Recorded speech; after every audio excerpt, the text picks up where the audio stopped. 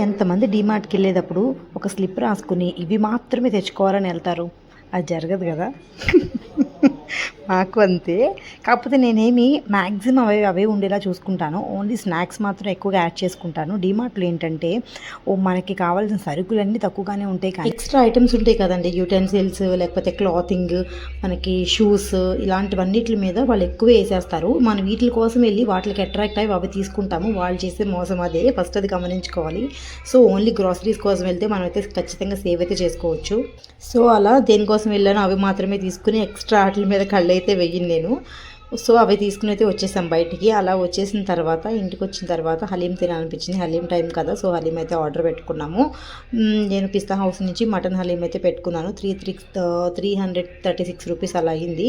Taste చాలా బాగుంది. పిస్తా హౌస్‌లో మెయిన్‌గా ట్రై చేయాల్సింది మటన్ హలీం మాత్రమే. మా పాపకు కూడా బాగా నచ్చింది. యాక్చువల్లీ తనే రివ్యూ ఇస్తుంది అక్కడ. కానీ నేను అదంతా చూపించలేదు. టేస్ట్ అయితే బాగుంది. మీరు తిన్నారా హలీము? మీకు ఇష్టమేనా? నేను ఫస్ట్ టైం తిన్నప్పుడు నాకు అంత తెలియలేదు కానీ తర్వాత హైదరాబాద్లో ఉండబట్టి నేను దానికి టేస్ట్ అనేది ఎడిక్ట్ అయ్యాము. ప్రతి ఇయర్ అయితే తెచ్చుకుంటాము. వీళ్ళు ఎంతమంది ఈ సంవత్సరం ఇంకా టేస్ట్ చేయలేదు? టేస్ట్ చేసిన వాళ్ళు చెప్పండి ఎక్కడ తింటే బాగుంటుంది. కామెంట్ సెక్షన్లో ఖచ్చితంగా షేర్ చేసుకోండి. మీకు ఈ వీడియో కనుక నచ్చినట్లయితే మన ఛానల్ లైక్ చేసుకోండి, సబ్స్క్రైబ్ చేసుకోండి.